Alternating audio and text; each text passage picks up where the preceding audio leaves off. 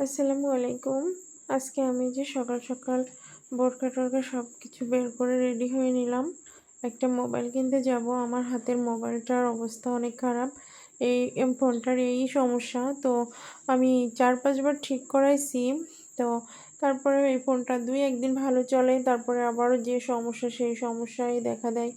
তারপরে আমি রেডি হয়ে বের হয়ে যাচ্ছি শহরের উদ্দেশ্যে। তো আমি এই যে বের হয়ে গেলাম, গাড়ি দাঁড়িয়ে আছে রাস্তার উপরে, আমি গাড়িতে উঠে যাব। তো গাড়িওয়ালাটা দেখি মানে স্যানিটাইজার দিয়ে পরিষ্কার করতেছে। এখন কি আর করোনার সময় আছে বলেন আপনারা? তারপরেও অনেক সুন্দর করে ক্লিন করতেছে। দেখে আসলে ভালোই লাগলো যে লোকটা অনেক পরিষ্কার পরিচ্ছন্ন ছিল। তারপরে এই যে গাড়িতে উঠে বসলাম, তারপরে চলে আসলাম ফোনের দোকানে। তো ফোন দেখতেছিলাম, এখানে অনেক ধরনের ফোনই দেখলাম। তো একটা ফোন আমার পছন্দ হয়ে গেল। তো এই ফোনটাই আমি নিব।